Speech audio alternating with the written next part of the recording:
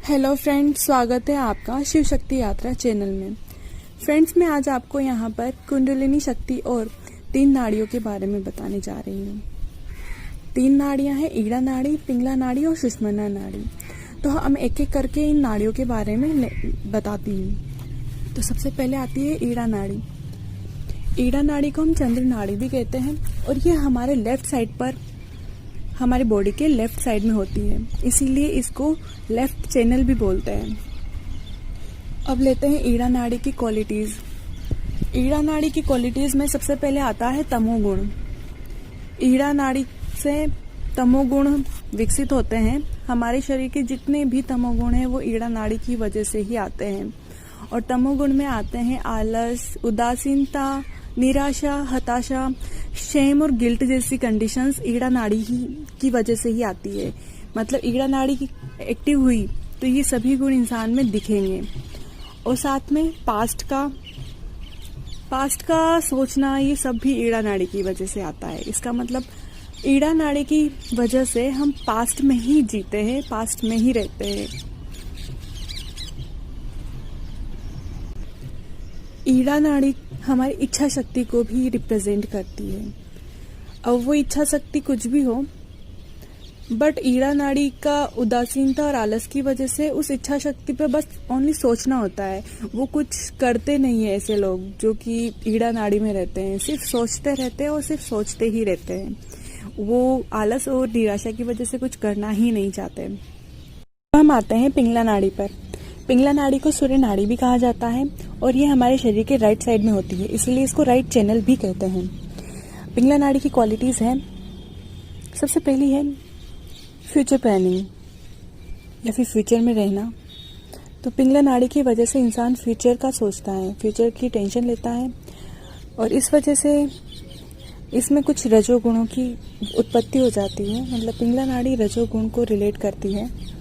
रजोगुण में आता है अहंकार, गुस्सा, रिएक्शन और इस वजह से इंसान थोड़ा गुस्सेल हो जाता है, चिड़चिड़ा हो जाता है। वो कोई भी कुछ भी कहे सीधा गुस्सा या फिर लड़ने पे आतुर हो जाता है इस नाड़ी के इफेक्ट की वजह से। और इस नाड़ी का गुण है क्रिया शक्ति पर आधारित। मतलब इंसान इस नाड़ी के एक्टिव होने की वजह से चीज़ों को सोचता नहीं है, सीधा उनको काम पे लग जाता है। और ऐसे कामों का रिजल्ट जिनका हमें कुछ सोचा नहीं है, बस कर दिया, ज़रूरी नहीं है कि वो हमेशा सही ही निकले। कभी कभी हमारा बिना सोचे कुछ भी कर देना अच्छा भी होता है, तो कभी बहुत बुरा रिजल्ट उसका मिलता है। इसीलिए इस नाड़ी के इफ़ेक्ट की वजह से इंसान में एग्रेसिवनेस, हमेशा हड़बड़ाहट, जल्दी, इन सब चीज़ों का होना पाया जाता है। फ्रेंड्स, ये तो था ईड़ा व पिंगला नाड़ी के एक्टिवेशन से क्या होता है। इससे आपको पता चल रहा होगा कि नॉर्मली इंसान ईड़ा व पिंगला नाड़ी की स्थिति में ही रहता है, अर्थात इंसान ईड़ा व पिंगला नाड़ी में ही जीता और मरता है। अब हम बात करते हैं सुषुम्ना नाड़ी की, कि सुषुम्ना नाड़ी किस तरह से क्रियान्वित होती है, कार्य करती है और हमने ईड़ा व पिंगला से निकालकर प्रेजेंट में स्टेबल करती है।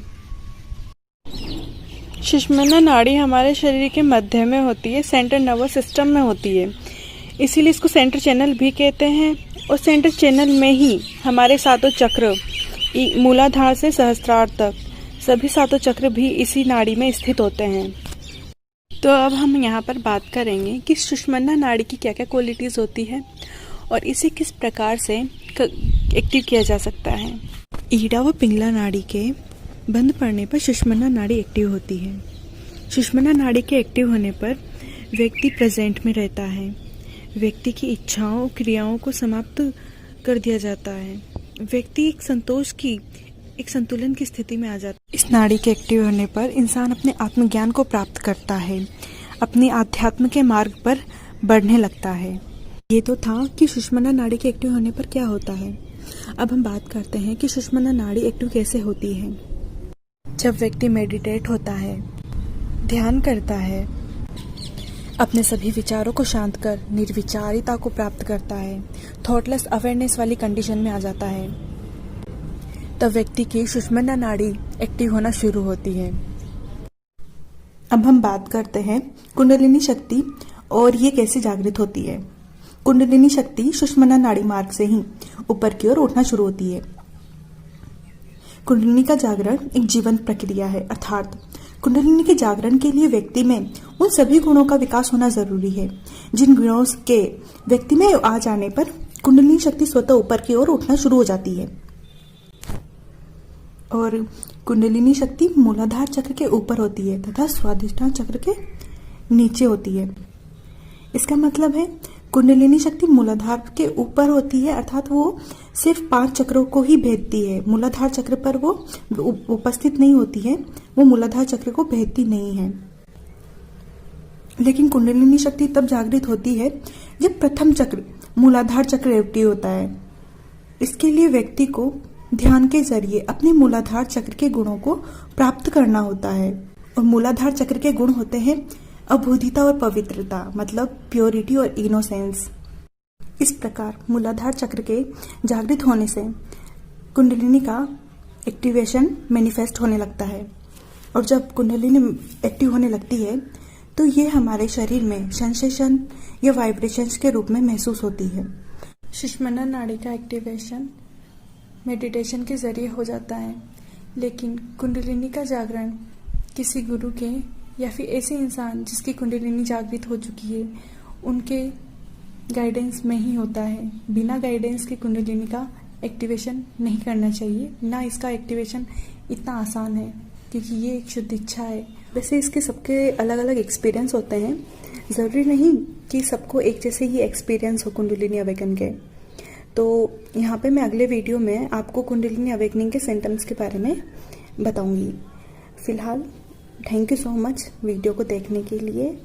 और अगर आपको मेरी वीडियो पसंद आती है तो चैनल को लाइक, शेयर एंड सब्सक्राइब ज़रूर कीजिएगा। Thank you so much friends.